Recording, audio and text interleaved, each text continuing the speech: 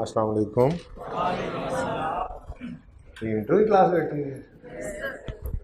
कमरा सुबह से यही होता है ना, मुझे तो यही लग रहा होता है कि वही बच्चे बैठे।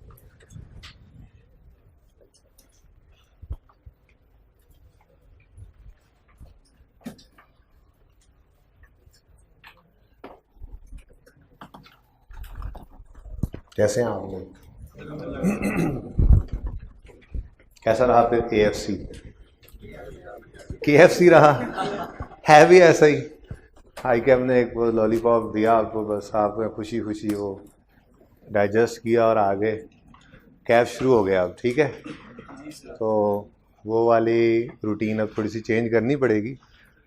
तो बाकी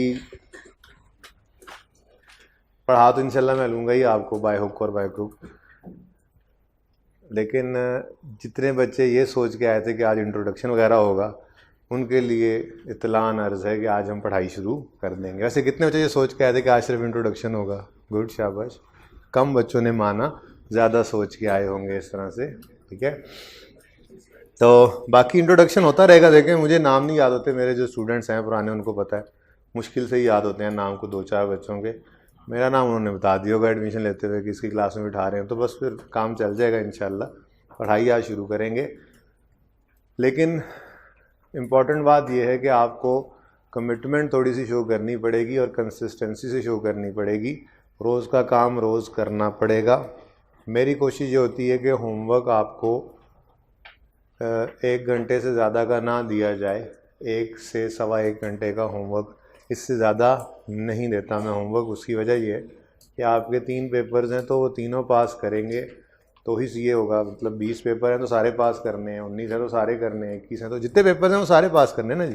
तो आपने 2 रखे हैं, 3 रखे हैं, 4 रखे हैं, वो सारे पेपर पास करना ज़रूरी होते हैं। ठीक है, तो इसलिए जो रूल ऑफ थंब आप अपने ऊपर अप्लाई कर सकते हैं सारे बैच के अंदर कि हम पासिंग की तरफ जा रहे हैं या फेलियर की तरफ, वो यही होगा कि अगर आप घर जाके 1 से सवा 1 घंटा हर पेपर को दे रहे हैं, जितने पर्चे आपने रखे हुए हैं वो इंशाल्लाह सारे पास हो जाएंगे। और अगर आप डेली बेसिस पे इतना टाइम नहीं दे रहे तो फिर मुश्किल हो जाएगा आपके लिए पास करना। एंड पे फिर लग गई थे रोज़ी, ना लगी थे रोज़ा वाला हो जाता है ना काम। है जी, प्रेप लीव में पढ़ लिया, 1-2 पेपर पढ़ लिए, 3 रखे थे, 2 पास हो गए, 1 रह गया।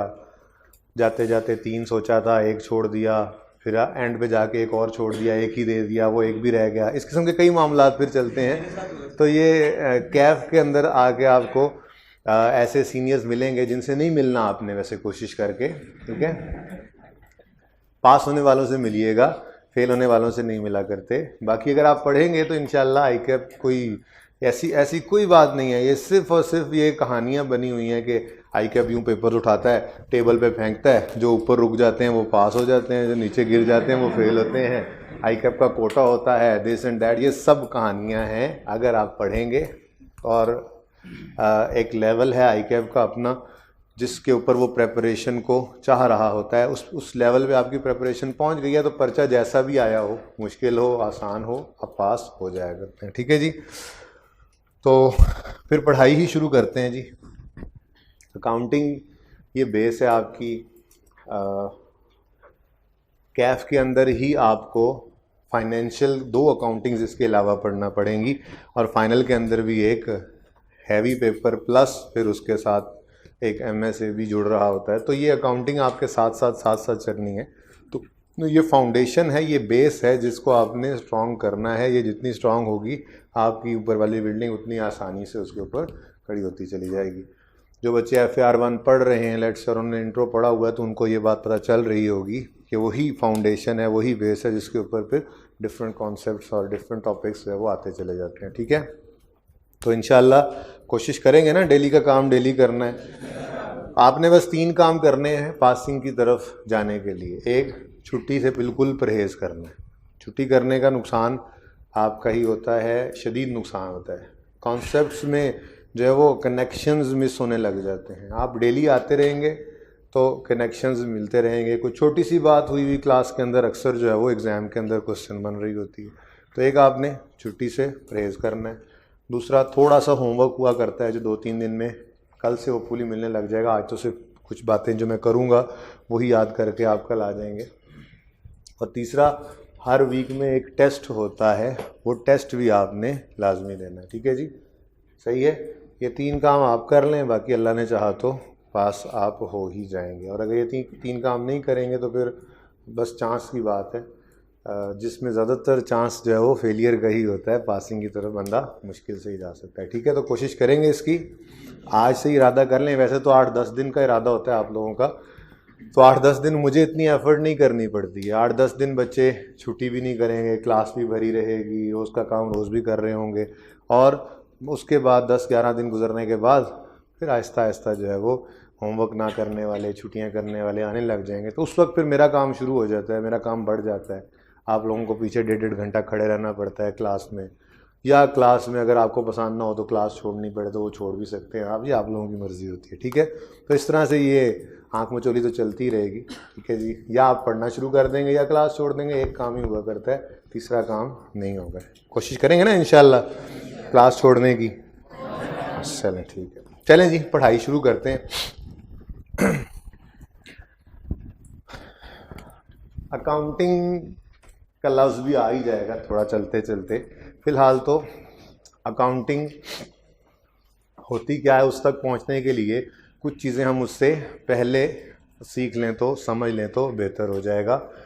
आपको पता ही है बिजनेसेस होते हैं जिनके रिकॉर्ड कीपिंग करने को अकाउंटिंग का उर्फ़ आम है। जैसे आप लोगों का जहन के अंदर बात आती है कि जी क्या अकाउंटिंग, वो जी बिज़नेस होते हैं, वो बिज़नेस जो है वो कोई रिकॉर्ड्स जब कीप किए जाते हैं, मेंटेन किए जाते हैं, तो उसको अकाउंटिंग कह रहे होते हैं, इनके को अपने रूल्स होते हैं। तो इसका मतलब कोई बिज़नेस समझना पड़ेगा पहले, ठीक है। बल्कि उससे भी पहले हम थोड़ी सी बात कर लेते हैं ऑर्गेनाइजेशन की, बेस से स्टार्ट करते हैं, ठीक है जी। ऑर्गेनाइजेशन क्या होती है, कोई बताना पसंद करे? कोई भी ऑर्गेनाइजेशन, मैंने सिर्फ ऑर्गेनाइजेशन की बात की, जी बोलें। एक मकसद के तहत सारे, हाँ ठीक है, कोई लोग मिले और वो मिले हैं किसी एक मकसद के तहत, तो उसको हम क्या कह रहे हैं, ये एक ऑर्गेनाइजेशन है। यानी group of people combine together to perform any task, कह सकते हैं ये ऑर्गेनाइजेशन की स्पेसिफिक टास्क। जी बिल्कुल, ऑर्गेनाइजेशन की अगर बिल्कुल सादा सी एक डेफिनेशन बोली जाए तो वो डेफिनेशन यही हो सकती है। बोलें, ऑर्गेनाइजेशन क्या है जी? A group of people combined together to perform any specific task. भाई ने फरमाइश की स्पेसिफिक भी बोल दें।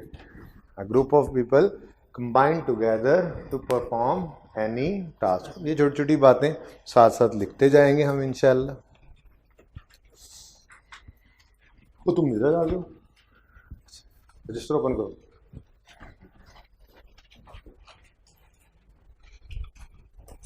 नहीं बैठे तो नहीं रह गए? हाँ दोबारा आए हो?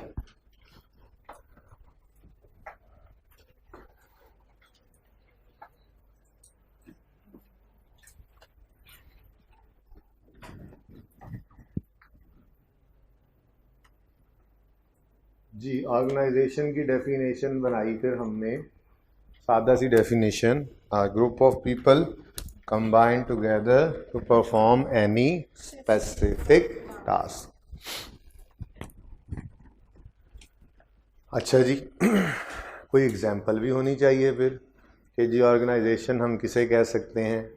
मिसाल के तौर पे नैब, डराओ ना यार। अच्छा जी, शौकत खानम मेमोरियल हॉस्पिटल है जी, क्या ऑर्गेनाइजेशन है? क्यों ऑर्गेनाइजेशन क्यों है? कुछ लोग मिले हुए हैं और मिलकर एक काम, एक स्पेसिफिक टास्क जो है वो उन्होंने ज़हन में रखा हुआ। वो क्या है? कैंसर के पेशेंट्स का इलाज करना, ठीक है जी। ईदी ऑर्गेनाइजेशन है? बोलें, ऑर्गेनाइजेशन क्यों है? कुछ लोग मिले हुए हैं और उनका कोई जो है वो स्पेसिफिक टास्क है, वो सोशल वेलफेयर के लिए काम कर रहे हैं। राइज वाले क्या ऑर्गेनाइजेशन है? राइज जी, कुछ लोग मिले हुए हैं, उनका भी स्पेसिफिक कोई टास्क है। ऐसे ही डॉक्टर्स हॉस्पिटल है आपके सामने, डॉक्टर हॉस्पिटल भी एक ऑर्गेनाइजेशन कह सकते हैं। कुछ लोग मिले हुए हैं, group of people combined together for any specific task. आप कैफ के बाद ऑडिट फर्म में जाएंगे, ऑर्गेनाइजेशन कहेंगे उसको? ग्रुप ऑफ पीपल है, कंबाइंड है किसी एक स्पेसिफिक टास्क के लिए, ठीक है। तो ये कुछ ऑर्गेनाइजेशंस के मैंने नाम बोले। ये रॉयल फैन वाले हैं, रॉयल फैन बनाते हैं नहीं बनाते? रॉयल फैन को हम ऑर्गेनाइजेशन कहेंगे? ये भी ग्रुप ऑफ पीपल हैं, ये भी कंबाइंड हैं किसी एक स्पेसिफिक टास्क के लिए, पंखे बनाते हैं, बेचते हैं, ठीक है। तो कुछ ऑर्गेनाइजेशंस के नाम आपके सामने लिए मैंने, ठीक है जी। और नाम लेने से ही कुछ अंदाज़ा हो रहा था कि इनकी शायद टाइप्स डिफरेंट हैं। जैसे शौकत खानम की बात की, जैसे एदी की बात की, ऑर्गेनाइजेशन तो ये भी थी, ठीक है, लेकिन शायद इन ऑर्गेनाइजेशंस का मकसद प्रॉफिट मैक्सिमम करना है ना? प्रॉफिट मैक्सिमाइजेशन है? प्रॉफिट मैक्सिमाइजेशन नहीं है, इनका मकसद सोशल वेलफेयर है। प्रॉफिट मैक्सिमाइजेशन आपके पास राइज की एग्जांपल है, स्कैन पैक की, बिजनेस ऑर्गेनाइजेशंस है। मैं बिजनेस की डेफिनेशन की तरफ जा रहा हूँ। आपके पास डॉक्टर्स हॉस्पिटल है, आपके पास रॉयल फैन है, आपके पास ये एक्सन है, आपके पास ग्री है, आपके पास ये सब क्या है? ऐसी ऑर्गेनाइजेशंस हैं जो प्रॉफिट मैक्सिमम करना चाहेंगी अपना, ठीक है। तो इसका मतलब हम ऑर्गेनाइजेशन की टाइप्स की अगर बात करें तो वो दो तरह की ऑर्गेनाइजेशंस हमें नज़र आ रही हैं। एक वो ऑर्गेनाइजेशन होती है जो नॉट फॉर प्रॉफिट ऑर्गेनाइजेशन होती है। क्या होती है जी? Not for profit organisation, non profit भी कहते हैं, चलें आसान से आसान बात यही, नॉट फॉर प्रॉफिट ऑर्गेनाइजेशन। अच्छा जी, नॉट फॉर प्रॉफिट ऑर्गेनाइजेशन का पर्पस बता सकते हैं आप? Social welfare. इनका पर्पस क्या होता है जी? पर्पस है जी, पर्पस सोशल वेलफेयर। जाग रहे हैं जी? Social welfare. Non profit organisation का मकसद क्या है? प्रॉफिट कमाना इनका मकसद नहीं होता। इनका मकसद क्या होता है? सोशल वेलफेयर करना, ठीक है जी। एग्जाम्पल मैंने आपको दी थी अभी,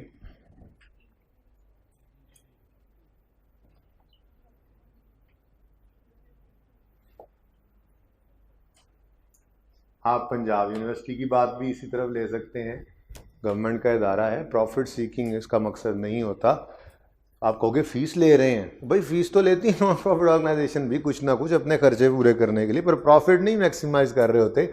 बहरहाल इसकी अकाउंटिंग चूँकि हमने यहाँ पे पढ़नी नहीं है नॉन प्रॉफिट ऑर्गेनाइजेशन की, इसलिए ज़्यादा डिस्कशन इसकी नहीं करूँगा।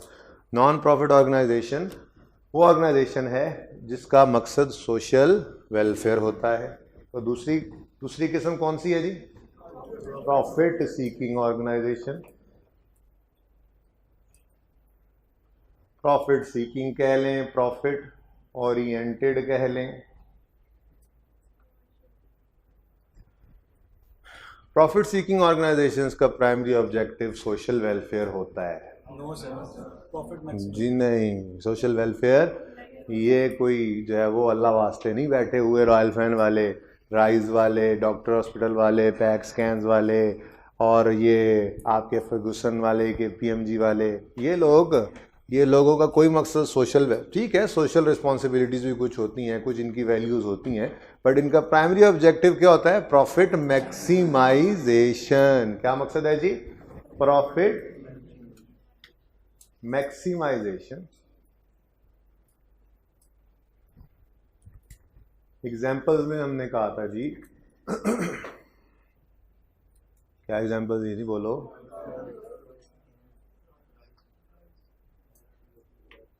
Rise, scan, pack. अब एक आदि ले लें, उसके बाद KPMG, EY, बस एक दो काफ़ी हैं।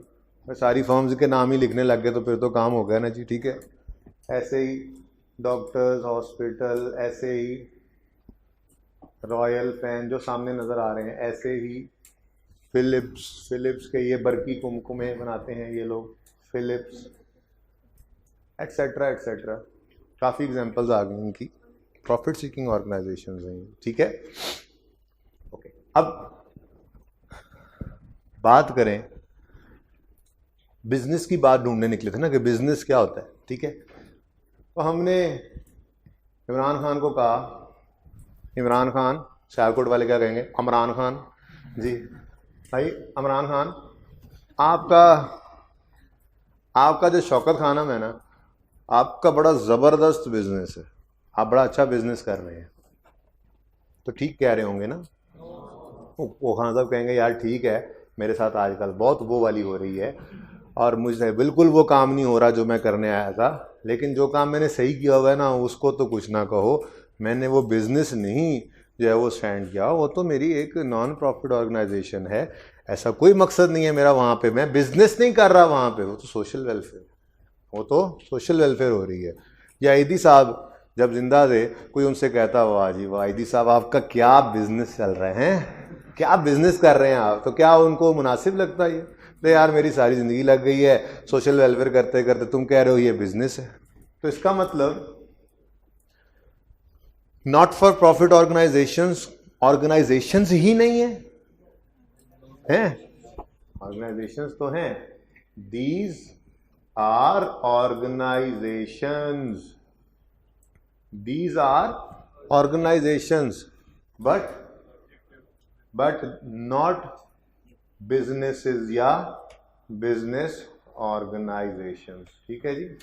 ऑर्गेनाइजेशंस तो हैं बट इनको हम बिजनेस नहीं कह सकते, इनको बिजनेस कहेंगे तो ये लोग माइंड भी करेंगे और सही माइंड करेंगे, बिजनेस थोड़ा ही है। तो इसका मतलब बिजनेस ऑर्गेनाइजेशंस कौन सी ऑर्गेनाइजेशंस होंगी, जिनका प्राइमरी ऑब्जेक्टिव क्या है, प्रॉफिट मैक्सिमाइजेशन, तो इनको हम कहते हैं दीज आर बिजनेस ऑर्गेनाइजेशंस, या पूर्व आम में इनको क्या कह लेंगे हम, बिजनेस, ठीक है। तो not for profit organization business नहीं है, ऑर्गेनाइजेशन है, तो बिजनेस फिर क्या कहलाएगा, बिजनेस हम कहेंगे जी बिजनेस वो एक ऐसे सेट ऑफ पीपल होता है बिजनेस के जिनका प्राइमरी ऑब्जेक्टिव क्या होता है, प्रॉफिट मैक्सिमाइजेशन, ठीक है जी। तो बिजनेस क्या है, कुछ लोग मिलकर, मकसद क्या है उनका, प्रॉफिट को मैक्सिमाइज करना चाह रहे हैं, तो हम क्या कहेंगे कि ये जो लोग मिले हुए हैं ये लोग एक ऑर्गेनाइजेशन है, जो कौन सी ऑर्गेनाइजेशन है, बिजनेस ऑर्गेनाइजेशन। ये बात समझ आई है। चल यहाँ तक कुछ लिखना है तो जल्दी जल्दी लिखें, उसके बाद आगे बढ़ते हैं।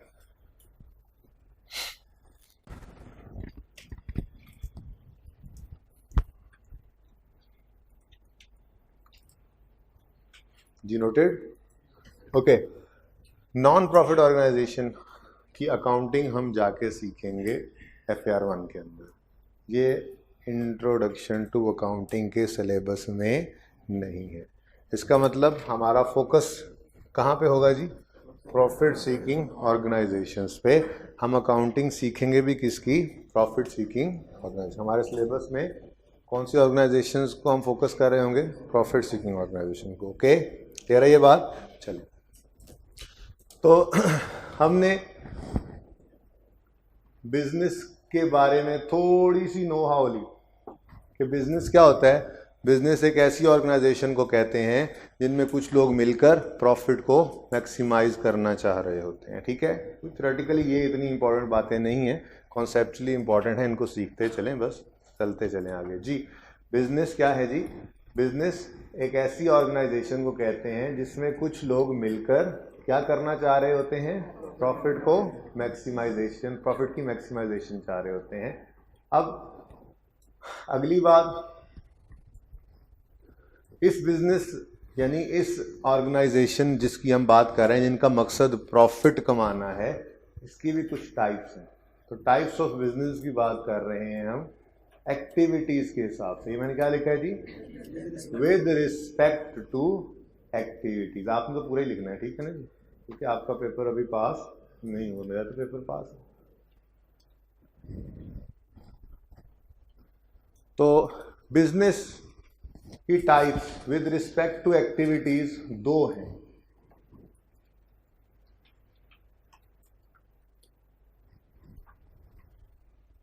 दो है, आपने बताना है कोई तीसरी है या नहीं है। दो है, एक बिजनेस चीज़ें बनी बनाई खरीदता है, आगे बेच देता है। जनरल स्टोर, आपकी गली के नुक्कड़ पे कोई भी जनरल स्टोर, वो क्या है?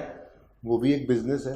लेकिन वहाँ पे कभी आपको जो घी वहाँ पे बिक रहा है तो कोई पीछे घी की मिल लगी नज़र नहीं आ रही, या जो वो चीनी बेच रहा है कोई शुगर मिल उसके पीछे लगी हुई नज़र नहीं आ रही। बनी बनाई फिनिश गुड्स ले रहा है और उनको अपना मार्जिन रख के बेच रहा है।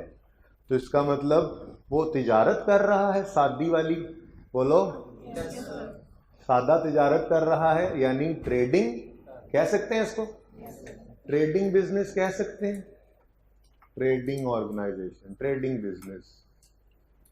ट्रेडिंग बिजनेस सबसे सादा वाला बिजनेस। ट्रेडिंग, ट्रेडिंग जिसको उर्दू में क्या कहते हैं? तिजारत।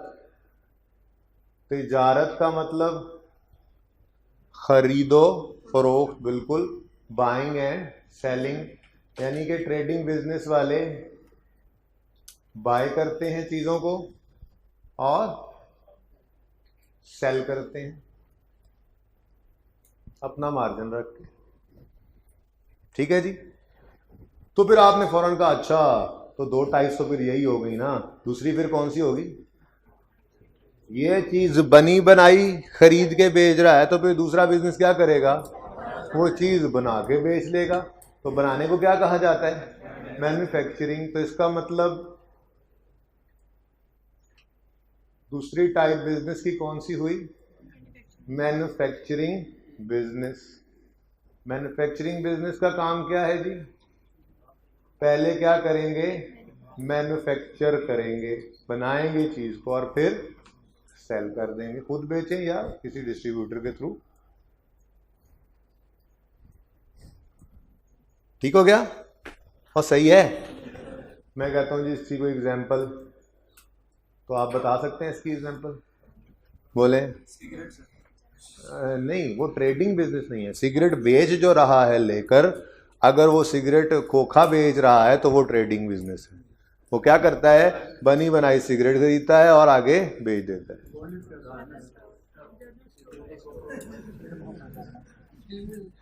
बेटा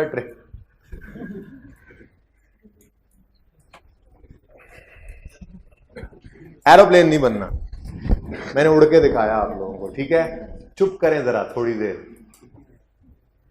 इधर देखें। आपकी गली के नुक्कड़ पे जो जनरल स्टोर है उसका क्या नाम है? Zafar general store.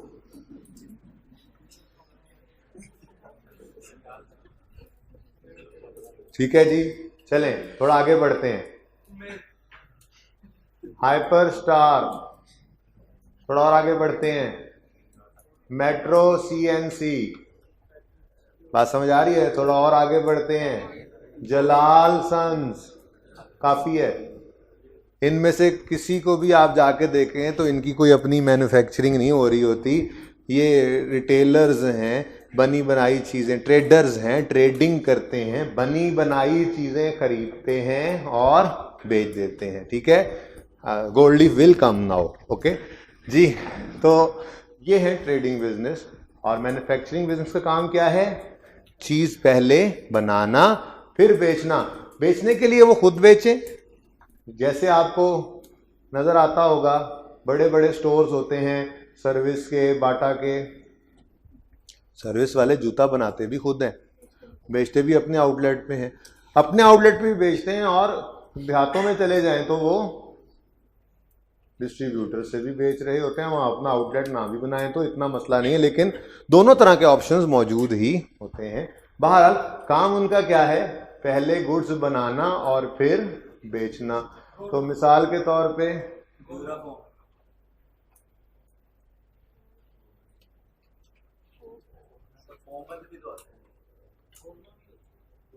गोरमा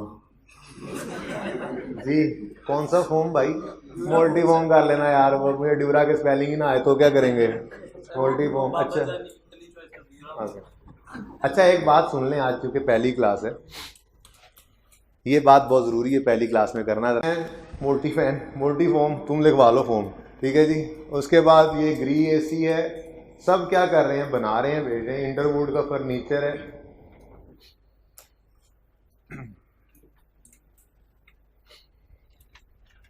तो मेरे ख्याल में बस यही दो किस्म के बिजनेसेस हो सकते हैं, या चीज़ खरीद के बेचने वाला ट्रेडर, या चीज़ बना के बेचने वाला मैन्युफैक्चरर, और किसी किस्म का बिजनेस होता ही नहीं है। राइस को इधर रख लेते हैं, बच्चे खरीदते हैं, अपना प्रॉफिट रख के बेच देते हैं, इधर रख लेते हैं। मैन्युफैक्चरर दरवाजे के साथ ही एक मशीन लगी हुई है, रॉ मटेरियल आता है, एफएससी करके मशीन में घुसता है और दूसरे से निकलता है तो उसके साथ लिखा होता है एसीए। मैन्युफैक्चरिंग हो रही है चार्टर्ड अकाउंटेंट्स की। हैं बोले सिर्फ राइस नहीं, डॉक्टर्स हॉस्पिटल क्या कर रहा है? डॉक्टर हॉस्पिटल नहीं, ऑडिट फर्म में क्या कर रही हैं, जहाँ पे आपने जाके आर्टिकल्स करने हैं अपने और उसके बाद आप खुद भी फर्म बना के बैठेंगे, तो कौन सी ट्रेडिंग या मैन्युफैक्चरिंग हो रही होती है? इसका मतलब शायद हम भूल गए, एक और भी बिजनेस की किस्म होती है एक्टिविटीज के हिसाब से, और उसका नाम होता है service providing business.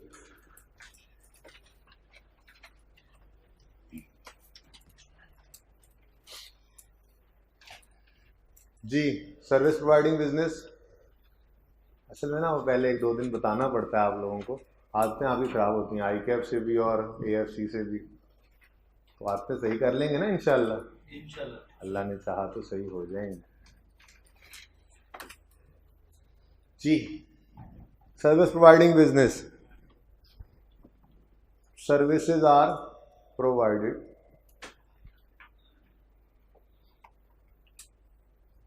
Against a fee. इस वाले आपको कहते हैं कि हम टीचिंग सर्विसेज देंगे और उसके अगेंस्ट आपसे फी चार्ज करते हैं, तो ये भी एक मॉडल है बिजनेस का, सर्विस प्रोवाइडिंग बिजनेस। तो भाई तीन तरह के बिजनेसेस हुआ करते हैं, ट्रेडिंग बिजनेस, मैन्युफैक्चरिंग बिजनेस और सर्विस प्रोवाइडिंग बिजनेस। सबसे सिंपल कौन सा लग रहा है आपको? कुछ लोगों को ये भी लग रहा होगा सर्विस प्रोवाइडिंग, है ना? सर्विस प्रोवाइडिंग तो यार सबसे आसान है, हम जाते हैं वहाँ पे, फीसें हमसे ले लेते हैं, वहाँ पे एक बंदा रोज़ आता है, वो कैसेट चलाता है, प्ले बोलता जब क्लास ख़त्म होती है तो स्टॉप करके निकल जाता है, अगली क्लास में जाते जाते रिवाइंड करता है, फिर प्ले हैं। या डॉक्टर हॉस्पिटल, वाह वाह क्या बात है, 15 मिनट लगाए उस कंसल्टेंट ने, 3000 रुपये 15 मिनट के ले लिए जी, क्या बात है जी, 5000 ले लिए जी उसने। सबसे सिंपल काम ही यही है सर्विस प्रोवाइडिंग, ऐसा कुछ नहीं होता, ठीक है। काम ये बहुत मुश्किल है, सर्विस प्रोवाइड कर जो कर रहा होता है उसके पीछे फिर काफ़ी कुर्बानियाँ होती हैं, जैसे अभी तो आप इंट्रो में आए हैं, ठीक है जी। ऐसे ही डॉक्टर्स हैं, कंसल्टेंट्स हैं, वो कई कई साल से बैठे हैं, कितना उन्होंने पढ़ा होता है, तो मेहनतें होती हैं, तजर्बा होता है, तो लग ये सिंपल रहा है। भारत सबसे सिंपल काम ये है, आप में से कोई भी किसी भी वक्त ट्रेडर बन सकता है। जेब में पड़ा हुआ मोबाइल साथ वाले को बेच दो, लिया था 20,000 का, बेच दो 21,000 का, ठीक है, 1000 का प्रॉफिट आ गया। अब 21,000 के 2 मोबाइल जाके खरीदो फी सेंटर से, ठीक है जी, 11,500 के 2 मोबाइल खरीदो, और अगले दिन फिर 2 मुर्गे सालो, शीशे में उतारो, 15,000 के 2 बेच दो उनको, ठीक है जी, 30,000 लेके चले जाओ। अभी आप क्या कर रहे हो? बाइंग सेलिंग, अपना प्रॉफिट रख, अपना मार्जिन रख के, ठीक है।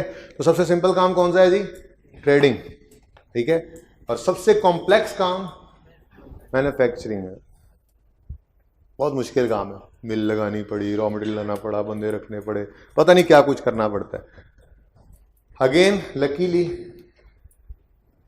इसकी अकाउंटिंग हम पढ़ेंगे FAR 1 के अंदर जाके। तो अब थोड़ा सा मैं चीज़ों को थोड़ा सा मैं स्पॉटलाइट में आपके ला रहा हूँ चीज़ें, कि हमने कहाँ किधर टारगेट हमारा क्या है, कहाँ हमने ऑपरेट करना है।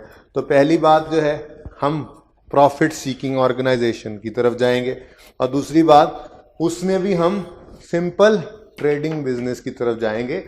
सर्विस ऑर्गेनाइजेशन तो इससे भी सिंपल अकाउंटिंग है, बहरहाल आप कह सकते हैं, देख लेंगे कहीं पे क्वेश्चन देख लेंगे इसका भी आ गया, तो वो ज़्यादा सिंपल होता है। बहरहाल हम मैन्युफैक्चरिंग बिजनेस की तरफ नहीं जाएंगे, हम अकाउंटिंग जिसकी कर रहे होंगे वो एक तो प्रॉफिट सीकिंग ऑर्गेनाइजेशन होगी, दूसरा वो ट्रेडिंग वाला बिजनेस होगा। मैन्युफैक्चरिंग बिजनेस की अकाउंटिंग हमारे सिलेबस में नहीं है, नॉन प्रॉफिट ऑर्गेनाइजेशन की अकाउंटिंग भी हमारे सिलेबस में नहीं, ठीक है जी। क्लियर ये बात? ओके, नोट कर लें अगर करना है। बात हमने की ऑर्गेनाइजेशन क्या है, फिर बिजनेस ऑर्गेनाइजेशन किसे कहते हैं, फिर किस किस किस्म के बिजनेसेस होते हैं, फिर बेसिकली चाह ये रहा था कि हम ये जहन के अंदर बस बैठ जाए हमारे कि हमने करना क्या होगा। हमने बेसिकली ट्रेडिंग या सर्विस ऑर्गेनाइजेशन की के बिजनेसेस की अकाउंटिंग सीखनी होगी यहाँ पे, ठीक है जी। अच्छा, तो अब अकाउंटिंग है क्या? बिजनेस जिसको आप लिखेंगे नहीं ट्रेडिंग बिजनेस, हमें पता ही है कि मैन्युफैक्चरिंग की अकाउंटिंग तो हमारी है ही नहीं। बिजनेस के अंदर अकाउंटिंग किसे कहते हैं, क्या अकाउंटिंग क्या होती है? देखें, आपने एक बरकत मार्केट में एक दुकान शुरू करनी, इरादा कर लिया आपने, स्टेशनरी की दुकान, ठीक है जी। C1 स्टेशनर्स, C1 है ना आप लोग? C1 है ना? खैर है, स्टेशनरी कारोबारी क्या हो गया, बड़ी बड़ी दुकानें हैं फिर। और बिजनेस कर रहे हो, कुछ नहीं होता, क्या हो गया जी? C1 स्टेशनर्स हो आप। आपने इरादा किया ये बरकत मार्केट, ये ना सही, थोड़ी सी इधर सही, बरकत मार्केट, यहाँ पे हम स्टेशनरी की दुकान बनाएंगे, ठीक है जी। तो आपने दुकान खरीदी या किराए पे ली, कोई बात नहीं, दोनों तरह से काम हो सकता है, ठीक है। इससे भी पहले सोचा जाए तो आप घर से पैसे तो लेके आए होंगे ना, ठीक है। आप कुछ कैश लाए, फिर आपने कोई दुकान खरीदी, फिर आपने स्टेशनरी उर्दू बाज़ार से जाके ख़रीदी, फिर आपने शेल्फ बनाए दुकान में, हैं जी, फर्नीचर ख़रीदा कुछ, फिर आपने एक छोटू रखा, ठीक है जी, वो जो भाग भाग के काम करता है, ठीक है। तो उसकी कोई सैलरी आपने पे की होगी। फिर आपने जो दुकान के अंदर बरकी कुमकुमे लगाए जिनसे दुकान जगमग रोशन होने लग गई थी, उनके ऊपर भी कुछ बिल आएगा। आजकल तो वैसे ही तब्दीली आई है, ठीक ठाक बिल आएगा, ठीक है। तो इलेक्ट्रिसिटी भी आपके ऊपर पड़ी, वो एक्सपेंसेस हो रहे हैं, ठीक है। यानी कि आपने जब बिजनेस करना है तो बिजनेस के अंदर डिफरेंट हेड्स होंगे, डिफरेंट जिसको कहते हैं पार्ट्स होंगे उस बिजनेस में जो ऑपरेट हो रहे होंगे, मूव कर रहे होंगे, बढ़ रही होगी कोई चीज़, कम हो रही होगी कोई चीज़। आपने घर से पैसा निकाला, दुकान में ला के रख दिया, पैसा बढ़ गया दुकान में यकदम। आप चले गए उर्दू बाज़ार, वहाँ से आपने स्टेशनरी खरीदी, आके दुकान में रख दी, स्टेशनरी बढ़ गई। एक ग्राहक आया, स्टेशनरी खरीद के ले गया, स्टेशनरी कम हो गई। उसने छोटू ने काम किया, महीने के एंड पे उसको सैलरी दी, आपका कैश कम हो गया। जो ग्राहक आया था स्टेशनरी खरीदने, उसने पैसे दिए, कैश बढ़ गया। तो इसका मतलब है बिजनेस के अंदर डिफरेंट हेड्स हैं, बिजनेस के अंदर डिफरेंट बिजनेस के अंदर पार्ट्स होते हैं जो किसी भी ट्रांजैक्शन के वक्त जो है वो हिट होते हैं, ठीक है। कोई भी ट्रांजैक्शन जब होती है बिजनेस के अंदर तो पार्ट्स जो है वो मूव करते हैं फॉरवर्ड बैकवर्ड, ठीक है। इन बिजनेस के पार्ट्स की मूवमेंट को जब रिकॉर्ड करते हैं, मैं अंग्रेजी वाली डेफिनेशन नहीं लिखवा रहा, लिखने भी नहीं दूंगा आपको, जरूरत भी नहीं है अभी, ठीक है, समझे। बस बिजनेस के पार्ट्स हैं, ये बिजनेस के पार्ट्स के अंदर जब कोई भी ट्रांजैक्शन होती है तो मूवमेंट आती है। इस मूवमेंट को जब रिकॉर्ड किया जाता है तो इस रिकॉर्डिंग का नाम है अकाउंटिंग, दैट्स इट। बिजनेस के पार्ट्स डिफरेंट होते हैं, उन पार्ट्स में मूवमेंट आती है, वो मूवमेंट को जब आप रिकॉर्ड करते हैं तो उस रिकॉर्डिंग का नाम क्या है? अकाउंटिंग, ठीक है। अब हमने सीखना क्या है? सबसे पहले तो मूवमेंट की तरफ तो बाद में जाएंगे, पहले पता तो लगे कि बिजनेस के पार्ट्स कौन कौन से हैं जिनकी मूवमेंट की बात हम करेंगे, ठीक है। इन पार्ट्स को अकाउंटिंग की जबान में टेक्निकली स्पीकिंग कहा जाता है अकाउंटिंग हेड्स। क्या कहा जाता है जी? Accounting heads.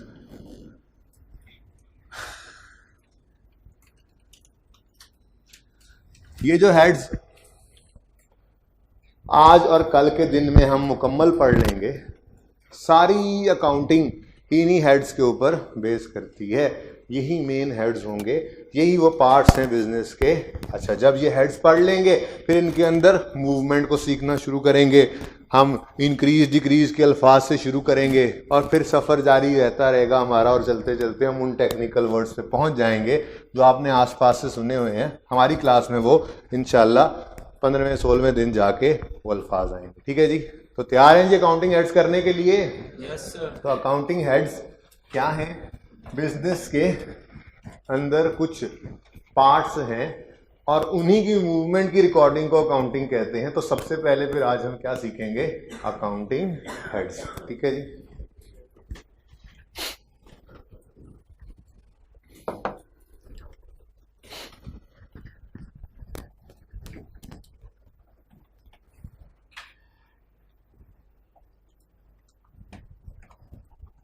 सबसे पहला हेड अकाउंटिंग के अंदर हम सीखेंगे एसेट्स। पहले डेफिनेशन लिखेंगे, उसके बाद फिर मैं कुछ एक्सप्लेन करता रहूंगा, एग्जांपल्स भी आती रहेंगी इंशाल्लाह। ठीक है जी। यार ये टीए कहाँ गया पता नहीं। Asset is a resource, asset is a resource owned by the business, owned by the business, owned by the business, which will give benefit in future.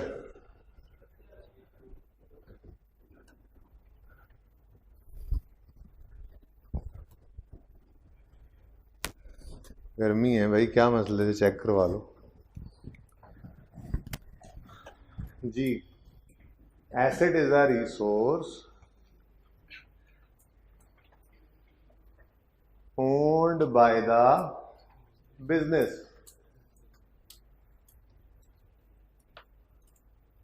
which will give benefit in future.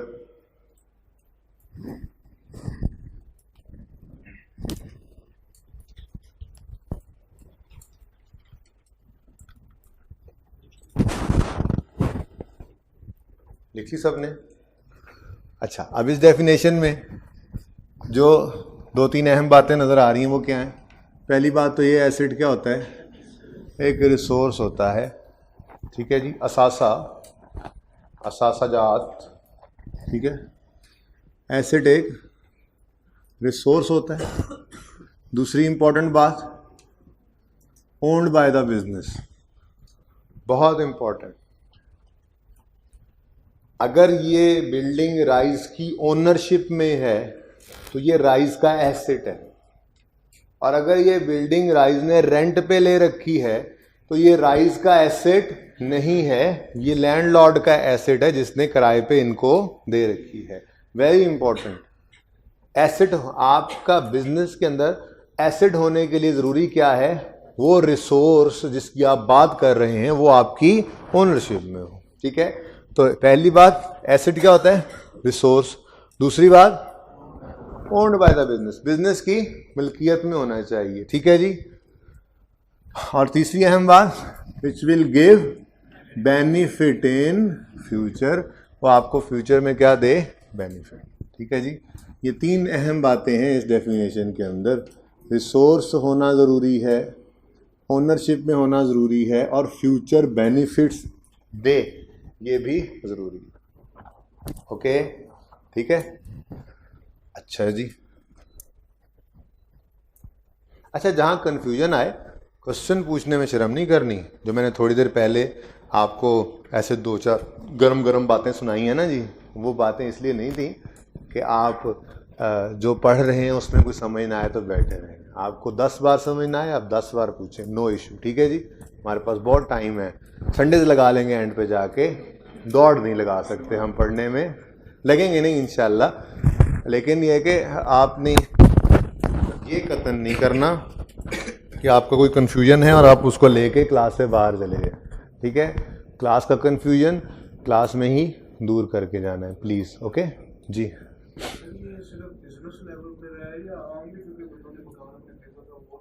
जी जी, अभी हम business की बात कर रहे हैं, लेकिन आपके पास जो एसेट्स हैं, नैब आपको आके कहेगा अपने एसेट्स को, वो क्या कहते हैं आजकल जी, वो उन्होंने साजात जो है वो डिक्लेयर ही नहीं किए हुए, ठीक है, रिटर्न ही नहीं भरी हुई, ठीक है। तो एसेट की डेफिनेशन यही है, चाहे वो आपके लिए है, चाहे वो मेरे लिए है, चाहे वो राइस के लिए है, चाहे वो रॉयल बैन के लिए है, लेकिन बात अलग हो रही है। बात हम कर इस वक्त किसकी रहे हैं? बिजनेस की, यानी एक ऑर्गेनाइजेशन जिसका मकसद प्रॉफिट मैक्सिमाइजेशन है। अभी हम फिर कुछ अरसा जो है वो सिर्फ उसी के कॉन्टेक्स्ट में सोचेंगे, हम सिर्फ बिजनेस के अंदर बैठ के सोच रहे होंगे कि ये बिजनेस का एसेट है, बिजनेस की ओनरशिप है, ठीक है जी, बिजनेस को फायदा देगा फ्यूचर में।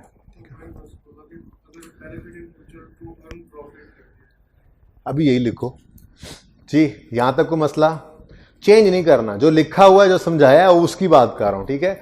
अगर मगर विल कम इंशाल्लाह, ठीक है जी। ओके,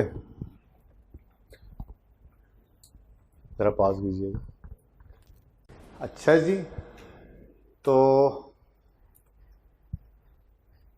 फर्दर दो क्लासिफिकेशन हो सकती हैं रिसोर्सेज की। वो रिसोर्सेज जिन्होंने फ्यूचर में हमें फ़ायदा देना है, वो रिसोर्सेज जो हैं उनकी मज़ीद दो क्लासिफिकेशंस की जा सकती हैं। अगर तो उस रिसोर्स ने हमें अगले कई साल फ़ायदा देते रहना है। एक रिसोर्स है बिजनेस के पास, resource owned by the business which will give benefit in future years, future 10 years, मिसाल के तौर पे अगले 10 साल में इस रिसोर्स ने हमें फायदा देते रहना है। तो मैं क्या ये कह सकता हूं कि हमारे इस रिसोर्स की जो लाइफ है वो ग्रेटर देन 1 ईयर है? बोले ग्रेटर देन 1 ईयर का मतलब 1 साल या उससे ज्यादा। 1 साल को छोड़ो, अब ये कुछ बच्चे आज जब पढ़ाऊंगा ना ये सोचने लग जाए 1 साल, एग्जैक्ट 1 साल का क्या करें, चलो इससे नीचे वाले तो इधर आ जाएंगे शायद, कुछ ऊपर वाले उधर जा रहे हैं, जो एग्जैक्ट 1 साल होगा उसका क्या करेंगे वो फिर देखेंगे, ठीक है जी। फिलहाल आपने बस ऐसे ही सोचना है जिसकी लाइफ 1 साल से ज्यादा है, ठीक है। ऐसा रिसोर्स जिसने अगले कई साल तक हमें फायदा देते रहना है, तो हम क्या कहेंगे, इसकी लाइफ 1 साल से ज्यादा है। ऐसा रिसोर्स जिसने अगले कई साल तक हमें फायदा देते रहना है, या यूं कह लें कि उससे फायदा हासिल करने के लिए हमें अगले कई साल उसे इस्तेमाल करना पड़ेगा। मिसाल के तौर पे आपने आज एक बिल्डिंग कंस्ट्रक्ट की, आज शायद उस बिल्डिंग कंस्ट्रक्ट करने के ऊपर आपका 1 करोड़ रुपया लग गया हो, ठीक है। अब आप कहो नहीं जी नहीं, 1 महीने के अंदर अंदर ये सारा फायदा दे हमें, क्या ये मुमकिन है? नहीं, आपको शायद अगले 10 साल तक किराए पे चढ़ा के इससे पैसे रिकवर करने पड़े। बात समझ आ रही है? तो रिसोर्स तो है आपका, ओनरशिप में भी है आपके, और इसलिए जो फायदा देना है वो फायदा देने के लिए आपको इसको अगले कई साल तक इस्तेमाल करना पड़ेगा। तो ये जरा मुश्किल बात होगी फिलहाल, फिर वापस आसान बात की तरफ आए कि रिसोर्स वो जो अगले कई साल फायदा देने के लिए तैयार हो, हम उसको क्या कहेंगे? हम उसको कहेंगे नॉन करंट रिसोर्स, यानी नॉन करंट एसेट। क्या नाम देंगे जी? Non current asset. Non current का मतलब पता है, करंट अफेयर्स भी सुना हो, करंट अफेयर्स जी, आजकल के क्या हालात चल रहे हैं, ठीक है। तो ये नॉन करंट है, ठीक है। नॉन करंट का दूसरा नाम जो ज्यादा अच्छा समझ आता है वो क्या है जी? फिक्स्ड एसेट्स, ठीक है जी। लेकिन ये फिक्स्ड एसेट्स से ज्यादा नॉन करंट एसेट्स इस्तेमाल होता है। बहरहाल दोनों ही इंटरचेंजेबली यूज होते हैं। ऐसा रिसोर्स जिससे आने वाले फायदे की उम्र, या यूं कहें जिससे फायदा हासिल करने के लिए अगले कई साल उसे इस्तेमाल करना पड़ता है, ऐसे रिसोर्स को हम क्या कहते हैं? नॉन करंट एसेट या फिक्स्ड एसेट। मिसाल के तौर पे लैंड, क्या ख्याल है?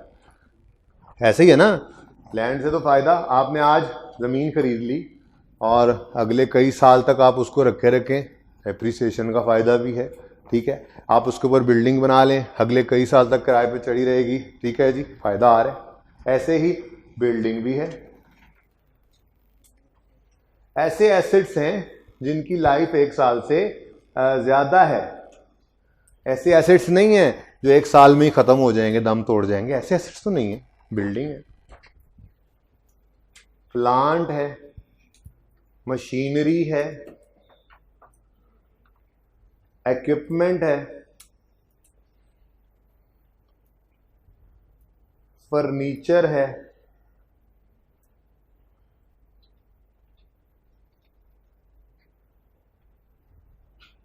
व्हीकल्स हैं और कंप्यूटर्स हैं। और जगह ख़त्म हो गई है मेरे ख्याल में, काफ़ी है इतनी सी बात, तकरीबन क्लासेस तो सारी ही आ गई मोटी मोटी। ठीक है जी, ये सब के सब एसेट्स ऐसे एसेट्स हैं कि जिनकी खसूसियत ये है कि वो 1 साल से ज़्यादा अरसे तक आपके साथ रह के आपको फ़ायदा देते हैं। इन सब रिसोर्सेज की कैरेक्टरिस्टिक क्या है कि ये 1 से ज़्यादा साल तक आपके साथ रह के आपको फ़ायदा पहुंचाते हैं। Land, building, plant, machinery, equipment, furniture, computer and vehicles. भाई सही है और समझ आई? नोट बाद में कीजिएगा। कुछ एसेट्स, कुछ रिसोर्सेज, अब ध्यान से पढ़ेंगे, इससे आगे नहीं पढ़ेंगे। एसेट्स पे बात रोक देंगे, जाहिर सी बात है, अभी यहाँ पे कुछ बातें हैं तो कह रहा हूँ। ठीक है जी, एसेट्स पे बात रोक देंगे। नोट करने पे कभी भी आपने जोर नहीं लगाना, ठीक है? नोट बेशक बाद में, पहले समझा करेंगे, तसल्ली से देखा करेंगे मैं क्या लिख रहा हूँ, उसके बाद मैं आपको टाइम दिया करूँगा, आप नोट कर लिया करेंगे। ठीक है, यहाँ पे आपने कॉपी करने नहीं आना क्लास के अंदर, बस ठीक है वो बोर्ड पे जो लिखा गया मैं फटाफट बस लिख लूँ। वो तो आप किसी दोस्त को भेज दिया करें, वो तस्वीर खींच के ले जाया करेगा। तस्वीर नोट ही करना तो घर बैठ के किया करें। ठीक है, तो यहाँ नोट करने की तरफ नहीं दौड़ना, टाइम दूंगा बिल्कुल, नोट करते रहिएगा। ओके, अच्छा जी, वो रिसोर्सेज जो अगले कई साल तक हमारे पास रह के फायदा देते हैं, हम उनको क्या कहते हैं? Non current. और वो एसेट्स जो अगले 1 साल के अंदर अंदर कुछ ही टाइम में हमें फायदा दे सकते हैं, यानी उनसे फायदा लेने के लिए हमें शायद कई साल इंतजार करने की जरूरत नहीं होती, ऐसे एसेट्स को हम कह सकते हैं ये रिसोर्सेज ऐसे हैं जिनकी लाइफ लेस देन 1 ईयर है और इनका नाम होता है करंट एसेट्स। इनको क्या नाम दिया जाता है जी? Current assets. अब नॉन फिक्स्ड ना लिखने लग जाना इसके साथ, बस करंट एसेट्स। ठीक है, मिसाल के तौर पे आपकी जेब में पड़ा हुआ कैश, आपकी जेब में पड़ा हुआ कैश क्या रिसोर्स है? ये ना कहना कि पड़ा ही नहीं है। ठीक है, वो कह रहे नहीं है, रिसोर्स नहीं है। क्या अब्बा जी का आपको मिल गए ना? हाँ, आपको मिल गए ना पैसे, अब्बा जी से भी मिलेगा, आपको मिल गए ना, अब आपका रिसोर्स है जी। ठीक है, हाँ अच्छा जी, आपके जेब में पड़ा हुआ कैश ये क्या है? आपके पास एक रिसोर्स है। ठीक है, और कैश तो ऐसा रिसोर्स है कि मेरे गिर जाए तो ये उठा के भाई कहेगा मेरे हैं, तो ओनरशिप वाली भी इतनी टेंशन नहीं। बहरहाल कैश क्या है? आपकी जेब में पड़ा हुआ एक रिसोर्स है, आपके जेब में है तो ओन्ड बाय यू। ठीक है, और फ्यूचर में बेनिफिट देगा जी, बिल्कुल देगा, बल्कि इस एसेट को शायद फायदा लेने के लिए हमें 5 साल रखने की जरूरत नहीं है। ऐसे जेब से निकालो, ऐसे बर्गर खा लो। सही है, शेर बन गया। ऐसे जेब से निकालो, ऐसे बर्गर खा लो। ठीक है जी, तो रिसोर्स तो है, कैश रिसोर्स तो है। ठीक है जी, और ओनरशिप में भी है, जाहिर है बिजनेस की दराज में पड़ा होगा, दुकानदार की दराज में पड़ा होगा, तो उसी का कैश है। ठीक है, और बेनिफिट देगा फ्यूचर में, बिल्कुल सबसे रेडी बेनिफिट देने वाला तो रिसोर्स ही यही है। ठीक है जी, फौरन फायदा देने के लिए तैयार है। शायद बिल्डिंग से फायदा लेने के लिए मैंने आपको कहा बिल्डिंग आज बना बैठे, अगले 10 साल तक भी किराए से हम वो पैसे रिकवर करते रहे। ठीक है, लेकिन कैश से फायदा हासिल करने के लिए कोई देर नहीं लगती, दराज से निकालो और गुड्स खरीद के अलमारी में लगा दो, लोग आएंगे खरीदेंगे, फायदा हो रहा है। ठीक है, और भाई समझ आ रहा है? तो कैश भी क्या है?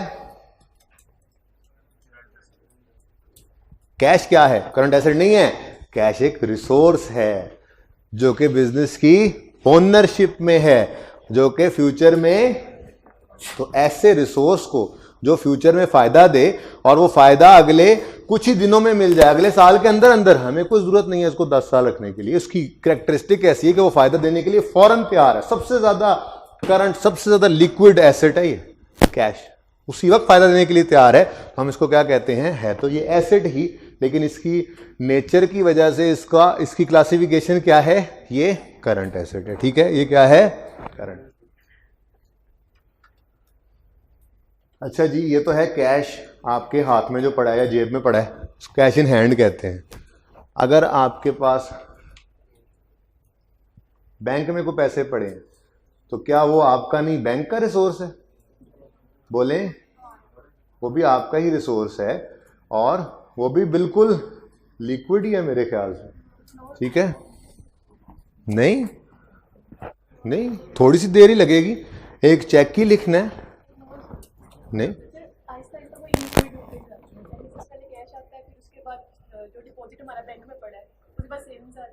नहीं, मैं इनको लिक्विडिटी की प्रेफरेंस के साथ तो लिख ही नहीं रहा इस वक्त। मैं तो जस्ट अभी, आज तो पहली क्लास है हमारी, अभी मैं सिर्फ ये बता रहा हूं कि जिनकी लाइफ 1 साल से ज्यादा वो नॉन करंट और जिनकी 1 साल से कम वो करंट, वो तो फिर आगे देखेंगे इंशाल्लाह आहिस्ता आहिस्ता कि इनके अंदर भी किन किन चीजों के नाम आएंगे। आज तो मैं शायद सिर्फ एक इसके बाद डेटर का लफ्ज लिख दूं, लेकिन उसके अंदर भी कितनी चीजें आएंगी आने वाले दिनों में।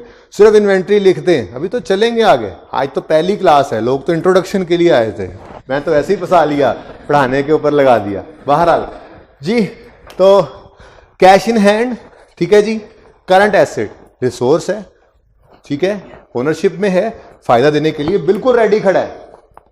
कैश एट बैंक भी क्या है, रिसोर्स है, ओनरशिप में है, अगर बैंक के अपने अकाउंट में पड़ा हुआ है और रेडी है ये भी फायदा देने के लिए। चेक लिखो, एटीएम यूज करो, डेबिट क्रेडिट कार्ड यूज करो, फायदा देने के लिए तैयार है। ठीक है जी, ओके। अब आज की दो आपके लिए थोड़ी सी मुश्किल डेफिनेशन की तरफ चलते हैं। पहली है डेटर्स। अच्छा चलें, एक काम करते हैं, डेटर्स और उसके बाद अगली चीज है इन्वेंट्री या स्टॉक। आप ऐसा करें, इतनी बात नोट कर लें, जब ये नोट कर लेंगे तो मैं डेटर और इन्वेंट्री के ऊपर बात शुरू करता हूं। ठीक है जी, जल्दी करें जी। डेटर्स की हेडिंग दें, जरा डेटर्स पे बात कर लें।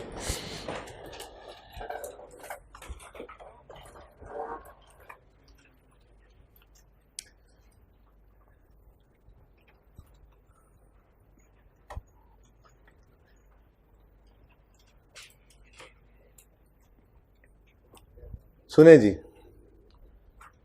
बहुत सादा मॉडल तो यही है कि आपने जेब से कैश निकाला, चीज़ें खरीद के ले आए उर्दू बाज़ार से और लाके दुकान में लगा दिया डिस्प्ले पे सब चीज़ों को। फिर ग्राहक आए और आके आपसे किताबें लेते गए, कैश पे करते गए। ठीक है, ये तो बिल्कुल सिंपल मॉडल हो गया। आपने कैश खर्च करके चीज़ें खरीदी और कुछ प्रॉफिट ऊपर ऐड करके बेची और कैश ही रिसीव कर लिया, सिंपल। ठीक है, लेकिन बिजनेसेस जो हैं सेल्स को बढ़ाने के लिए कभी कभी उधार भी अलाउ कर देते हैं। अब आपकी गली के कोने वाला जनरल स्टोर जो है, क्या उस पर आप लोगों के खाते नहीं चलते? नहीं चलते, तुम्हें देता ही नहीं उधार, है ना? तुम तो वो गली भी छोड़ गए होगे, दूसरी तरफ से आते होगे, है ना? अच्छा जी, आपको शायद ये तजर्बा हुआ हो कि मोहल्ले के अंदर अक्सर घरों के अंदर वो खाते ही चल रहे होते हैं, लोग महीने महीने का सामान इकट्ठा लेते रहते हैं, उसके बाद महीने के बाद तनख्वाहदार तबका जो है वो पेमेंट कर रहा होता है। अक्सर उनके पास एंड पे पैसे कम हो जाते हैं, फिर भी उधार की उस सहूलत की वजह से वो चीज़ें खरीदते रहते हैं। अगर दुकानदार उधार बंद कर दे तो शायद एंड पे वो कुछ ना लें, उनकी अच्छी खासी बचत हो जाए। सही बात है, बात सुने, आप पे पैसे नहीं है, ठीक है, आपको कहीं से उधार भी ना मिले तो आप गुजारा कर लेंगे, लेकिन अगर आपको पता हो कि दुकान वाला उधार पे चीजें दे रहा है तो आप जाके वो चीजें खरीद लेंगे और महीने के शुरू होते ही आपकी आधी तनख्वाह उधार में चली जाएगी। तो दुकानदार को भी ये पता है, बिजनेसेस भी यही करते हैं। आप बिजनेस जैसे जैसे बढ़ाते जाएं, हम छोटी दुकान से हमने मिसाल समझी, बिजनेस जैसे जैसे बढ़ाते जाएं, जब क्रेडिट उधार की फैसिलिटी दी जाती है तो बिजनेस की सेल्स बूस्ट करती हैं, बढ़ती हैं। बात समझ आ रही है? जब कोई भी बिजनेस उधार की सहूलत देगा तो उसकी सेल्स, उसका रेवेन्यू, ये क्या सेल्स रेवेन्यू आ रहे हैं, ये भी बस इन्हीं हेड्स के अंदर ही है। ये जो मैंने हेड्स की हेडिंग दी है इसके अंदर ये भी आ रहे हैं। बहरहाल उर्फे आम में आपको पता है, दुकानदार को बैठा होता है, हाँ जी बड़ी सेल होगी जी, आज बड़ी सेल। क्या सेल हो गई भाई? चीजें जो रखी हुई थी बिक गई हैं, सेल हो गई। ठीक है, तो सेल्स को बूस्ट करते हैं बिजनेसेस उधार पर चीजें देकर। ठीक है, तो इसका मतलब हमने चीजें खरीदी तो कैश देकर, फिर चीजें हमने बेची उधार पे। अब ये जिसको हमने उधार पे बेची है ना, इसको डेटर कहते हैं।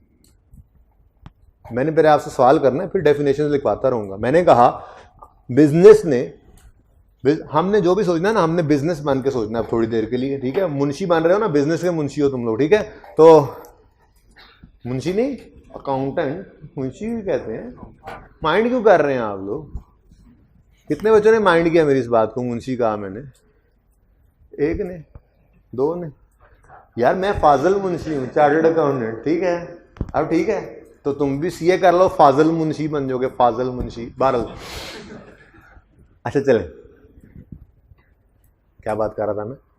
हाँ, मैं ये कह रहा था बिजनेस ने, रट्टा भी भूल जाता है ना जरा, तो याद करने दिया करो।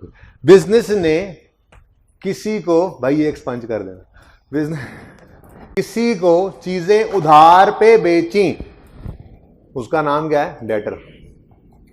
बिजनेस ने किसी को चीजें उधार पे बेची, ये क्या है? डेटर। ये क्या है? डेबिटर नहीं पढ़ना, बड़े हो जाओ। ठीक है, डेटर है। ठीक है, बी साइलेंट। बिजनेस ने किसी को चीजें उधार पे बेची, ये क्या है? बिजनेस के लिए क्या है? तो फिर मैं इसको एसेट के कॉलम में क्यों लिख रहा हूं? सोच के बता दो, डेफिनेशन मिल जाएगी। हैं? उस रिसोर्स को कहते हैं जो फ्यूचर में फायदा दे। वो साड़ी चीजें भी ले गया थे, आप लोग उसको एसेट भी कह रहे हैं। वो हमारी चीजें भी ले गया है, फ्यूचर में पैसे आएंगे जी, बिल्कुल फ्यूचर में पैसे। तो डेटर बिल्कुल एक रिसोर्स है, फ्यूचर में इससे फायदा भी आएगा in the form of cash, in the form of. तो ऐसे नहीं, डेटर को मैंने एसेट्स में लिखा था, बिल्कुल एसेट है। बिजनेस ने किसी को चीजें उधार पे बेची, तो फ्यूचर में बिजनेस को उससे क्या आएगा? कैश आएगा। तो कैश तो फायदा ही है ना। ठीक है, तो फ्यूचर में फायदा देने वाली चीज को हमने क्या नाम दिया हुआ है? एसेट। ठीक है, बिजनेस ने किसी को चीजें उधार पे बेची, तो फ्यूचर में बिजनेस को उससे क्या आना है? कैश, यानी फायदा। तो जो चीज फ्यूचर में फायदा दे हम उसको क्या कहते हैं? एसेट। ठीक है, तो जरा डेटर की डेफिनेशन लिखो, फिर दोबारा समझाता हूं अगर समझ नहीं आई तो। पहले डेफिनेशन लिखो, डेटर इज अ रिसोर्स, ओहो सॉरी क्या ना लिखो, बल्कि यूं लिखो, a person to whom, a person to whom goods are sold on credit।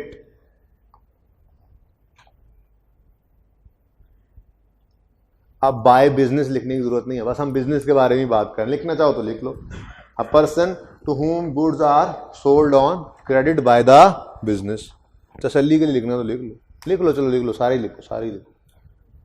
A person to whom goods are sold on credit by the business. Okay जी, अब दोबारा से सोचते हैं। A person to whom goods are, कोई लड़ाई चल रही है, मसला है, आऊं मैं सुलह करा दूं? क्वेश्चन है तो उससे क्यों कर रहे हो? वो उसको इधर भेज देता हूं, मैं बैठता हूं उधर जाकर, थका हूं वैसे भी मैं सुबह से पढ़ा के। जी बोले क्वेश्चन। जी नहीं हो सकता, ये वजह बताता हूं। आपका क्वेश्चन बिल्कुल वैलिड है, पर थोड़ा सा सब्र कर दो, मैं डेफिनेशन लिखवा के एक बार पक्का कर लेना बच्चों को कि हाँ भाई डेटर ये होता है, फिर मैं बताता हूं कि करंट ही क्यों। ठीक है, क्वेश्चन वैलिड है। जी क्या बोला मैंने? A person to whom goods are sold on credit. Credit कहते हैं उधार को, ठीक है, अंडरलाइन करके लिख लो उधार। ये ना हो गया आधे बच्चे घर जाके सोचते रही क्रेडिट का क्या मतलब है। क्रेडिट कहते हैं उधार। क्रेडिट को तुमने लोन लिख लिया है, अंग्रेजी के ऊपर अंग्रेजी नहीं लिखनी, गुनाह मिलता है। देखो उधार, हाँ लोन काटो, ऐसे क्रेडिट मतलब उधार। ओके जी, अच्छा जी। बिजनेस ने जिसको चीजें उधार पे बेची वो बंदा बिजनेस के लिए क्या है? डेटर। डेटर क्यों है? क्योंकि अच्छा नहीं, यूं कहें, जिस आदमी को बिजनेस ने चीजें उधार पे बेची वो क्या है? बिजनेस का डेटर। और डेटर को आपने क्या कहा है? एसेट। करंट नॉन करंट को छोड़ो, वो भी भाई का जवाब देता हूं तो ये जवाब फिर समझ में आ जाएगा कि करंट नॉन करंट, करंट ही क्यों, वो बाद में देखते हैं, ठीक है। फिर सुने, बिजनेस ने जिसको उधार पे चीजें बेची वो बिजनेस का डेटर। और डेटर क्या है? एसेट। एसेट कैसे है ये? क्योंकि जिसको चीजें उधार पे दी जाएं फ्यूचर में वो आपको पे करेगा, फ्यूचर में उससे आपको फायदा होना है। अभी कल हम लायबिलिटी पढ़ेंगे तो एक क्रेडिटर आएगा जिससे हम चीजें उधार पे खरीदेंगे। ओ बोलो ये नहीं सुनना, ये नहीं सुनना, भूल गया। समझ आया? थोड़ा सा वैसे थोड़ा सा टच किया मैंने, थोड़ा सा मैंने कहा उलट साइड पे भी जाएंगे। हम भी किसी बिजनेस भी किसी से उधार पे चीजें लिया करेगा, बिजनेस उसको पैसे दिया करेगा, वो फायदा तो नहीं है ना। किसी को पैसे हमने देने तो उल्टा बोझ है। कल पढ़ाऊंगा ये कल पढ़ाऊंगा, वैसे ही ज़हन बनाया थोड़ा सा। वापस आओ। डेटर। डेटर कौन है? A person to whom business has sold some goods on credit. Different हो गई। डेटर क्या है? A person to whom goods are sold on credit. A person to whom goods are sold on credit. ये asset क्यों है? क्योंकि future में फायदा आना है। कौन सा फायदा? कैश आना है, हमें उससे कैश आना है। यहां तक डिसाइडेड बात? अच्छा, अब भाई साहब ने क्वेश्चन किया, बिल्कुल वैलिड क्वेश्चन है। थोड़ी देर में ये ना करते तो मैं खुद ये क्वेश्चन करता अपनी तरफ से कि आप बताएं। भाई साहब ये पूछ रहे थे कि डेटर को आपने करंट एसेट ही क्यों कहा? नॉन करंट भी तो हो सकता है। यानी हमने जिसको पैसे उधार पे दिए, चीजें उधार पे दी हैं, वो बंदा हमें हो सकता है 3 साल बाद पैसे दे। वो बंदा हमें, बोलो, तो मैं फिर इसको कहूंगा फिर तुमने बिजनेस कर लिया। क्या कहूंगा मैं? फिर तुमने बिजनेस कर लिया। देखो भाई, बिजनेस की नॉर्म की बात करूंगा। बिजनेस में नॉर्मल असम्पशन क्या है? आपने किसी को जो चीजें उधार पे दी हैं तो वो महीने 1.5-2 में पैसे वापस कर देगा। नहीं तो फिर भाई आपने कर लिया बिजनेस, आपने 5 लाख रुपए का सामान खरीदा था, जाके बिजनेस शुरू किया और सारे का सारा उधार पे बेच दिया और हर बंदे ने कहा 5 साल बाद पैसे मिलेंगे। आपने दुकान बंद करके आके आप घर पे बैठ गए। क्या ये नॉर्मल अजम्पशन होनी चाहिए? तो डेटर के केस में नॉर्मल अजम्पशन ही क्या है बिजनेस की कि ये 2 से 3 मैक्सिमम 2-3 महीने के अंदर अंदर पैसे आने चाहिए। अगर हम वाकई बिजनेस कर रहे हैं, अगर हम वाकई प्रॉफिट कमाना चाहते हैं, फायदा कमाना चाहते हैं, तो फिर जल्द से जल्द, जितना जल्दी पैसा वापस देगा डेटर, हम मजीद चीजें खरीद के फिर बेचेंगे। जितनी जल्दी पैसे आएंगे उतनी जल्दी चीजें खरीद के फिर बेचेंगे। बात समझ आ रही है? तो ये सर्कुलेशन है कैश की, ये जल्दी जल्दी करनी होती है। ये नहीं कि चीजें उधार पे दी और घर जाके जो है वो सत्तू पी के सो गए। नहीं जी, कोई नहीं, खैर 2-3 साल बाद पैसे आ जाएंगे फिर देखेंगे जी। सर ये सारी की सारी रिकवरी 1 साल के अंदर ही होनी चाहिए या कुछ होते हैं इंस्टॉलमेंट में जिसे उधार देते हैं 2-2 साल के इंस्टॉलमेंट? तो फिर वो देखेंगे ना, उसमें कुछ करंट कुछ नॉन करंट बन जाएगा। अभी नहीं, अभी सिर्फ डेटर की डेफिनेशन सुनने दो बच्चों को और समझने दो, ठीक है। देखें जी, आज पहला लेक्चर है इंट्रो का, ठीक है। तो पहले लेक्चर में मैं सारी अकाउंटिंग आपको नहीं पढ़ा सकता, ठीक है ना। ये सब की सब चीज़ें इंशाल्लाह आएंगी। आखिर तक जाते जाते जो सिलेबस में है वो सब कुछ हमने पढ़ लेना है। फिर FAR 1 भी पढ़नी है, FAR 2 भी पढ़नी है, फिर आपने फाइनल भी पढ़ना है। तो ये काम तो चलता रहेगा। कोशिश ये करें कि अभी, क्योंकि अभी आप नए नए आए हैं, बहुत सी चीज़ें ऐसी आपको लगेंगी कि यार ये भी पूछना है, ये भी पूछना है, बिल्कुल ठीक होगा, लेकिन शायद उसका टाइम थोड़ा सा आपको जो है वो मतलब थोड़ा सा होल्ड करना पड़ेगा। ये स्टार्ट है इस वजह से, क्योंकि स्टार्ट के अंदर कुछ बच्चे बीकॉम से आए हुए हैं, कुछ बच्चे आईकॉम करके आए हुए हैं, कुछ बच्चे एफएससी वाले हैं, कुछ जो है वो सादा एफए वाले भी आए हुए हैं, ठीक है। तो डिप्लोमा वाले भी हैं, मैथ का भी नहीं पता होता किसी को, तो सब के सब इंशाल्लाह अगले 20 दिन में बराबर होंगे। लेकिन तब तक आप लोगों ने थोड़ा सा, मेरे लिए सब बच्चे एक जैसे हैं ना, तो जो अकाउंटिंग बैकग्राउंड से नहीं है, कोशिश करनी है कि उनको ज़रा आपने तंग नहीं करना। मेरी कोशिश यही होगी कि मैं उनको तंग ना होने दूं। 20 दिन बाद फिर देखेंगे आप लोगों में कितना दम है और उनमें, ठीक है, वो सब फिर एक जितने हो जाएंगे, बराबर हो जाएंगे। बात समझ आ रही है? ओके, अच्छा जी। तो डेटर क्या है? डेटर बोलो। A person to whom goods are sold on. इसको एसेट क्यों कहा? करंट एसेट क्यों कहा? नॉर्मल अजम्पशन यही है कि बिजनेस ने जिसको चीजें उधार पे बेची हैं वो जल्द से जल्द पैसे दे ताकि हम दोबारा वो पैसा इन्वेस्ट कर सकें, ठीक है। ये लिखने की जरूरत नहीं है, बस आपको ये ज़हन में होना चाहिए। डेटर कौन सा एसेट है? करंट। डेटर कौन सा एसेट है? करंट। एसेट क्यों है? फ्यूचर में इससे फायदा आना in the form of cash. Current क्यों है? नॉर्मल अजम्पशन है, बस किसी को बताने, कोई पूछ रहे तो बता देना, लिखना कहीं नहीं होता। ओके, नेक्स्ट क्या है जी? Inventory, stock. ऐसे ही है, हेडिंग तो बना ले, मैं जरा सांस ले लूं, सांस न लेने देना।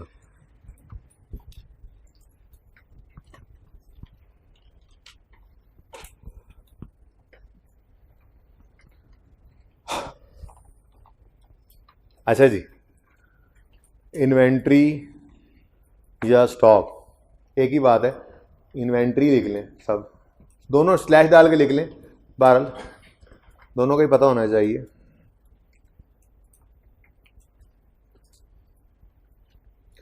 जो चीज़ें हम स्टेशनरी की खरीद के लाए थे उर्दू बाज़ार से, हमारा पीरियड एंड हुआ, वो सारी की सारी चीज़ें बिक ना सकी। कुछ चीज़ें बिकने से रह गई, कुछ चीज़ें बिकने से, तो उनको मैं क्या कहूँ? ये सेल है, बिक गई। ये परचेज हैं, खरीदी नहीं। ये हमारे, और सुनते नहीं हो आप लोग आमतौर पे, दुकानदार के पास दूसरा दुकानदार है, हाँ भाई आप दूध का कितना स्टॉक पड़ा है? स्टॉक का मतलब क्या है? खरीदी हुई चीज है, अभी आगे बेची नहीं, ठीक है। तो सादा सी डेफिनेशन इसकी भी लिखो, इन्वेंट्री की लिखो, अनसोल्ड आइटम्स,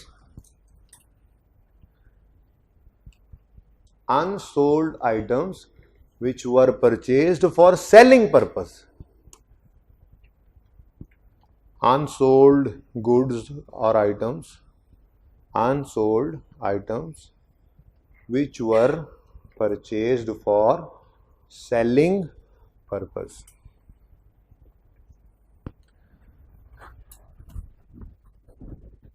जी, हमने चीजें खरीदी किस लिए थी?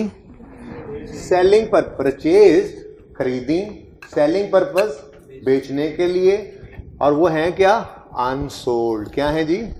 अनसोल्ड। खरीदी थी किस मकसद के लिए? बेचने के लिए। बिकी नहीं तो अनसोल्ड ना। तो वो चीजें, ये बहुत जरूरी है, ये बात याद रखना, वो चीजें जो हमने खरीदी थी आगे बेचने के लिए, वो चीजें, वो गुड्स जो हमने खरीदी थी आगे बेचने के लिए, उनको अगर हम ना बेच पाएं तो जो उनमें से बिकने से रह गई हैं उनको हम क्या कहा करते हैं? इन्वेंट्री या स्टॉक, ठीक है जी। तो डेफिनेशन क्या बनी? Unsold items which were purchase for selling purpose. अच्छा जी, तो अगर ये अनसोल्ड है तो ये तो फायदा नहीं दे रही, उल्टा नुकसान दे रही है। एसेट कैसे कह लिया इनको?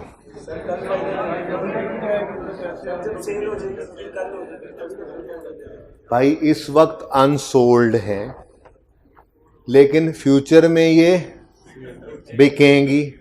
जब बिकेंगी तो बिक कर फायदा देंगी। तो आज मेरे पास स्टॉक क्या है? एक रिसोर्स है। ये फ्यूचर में मुझे फायदा कैसे देगा? बिक के पैसे आएंगे ना, ठीक है।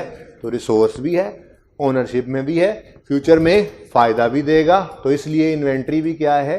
एसेट, इन्वेंट्री भी क्या है, एसेट। बात समझ आई? करंट क्यों? किसी उसी बंदे ने सवाल किया है, अब किसने किया है? हाँ तुम ही बताओ, बताओ ना भाई। मेरे को, मैंने डेटर के बारे में भाई को बताया, उसने सवाल नहीं किया, डर के नहीं किया या समझ आ गई है? समझ आ गई। तुम भी बताओ।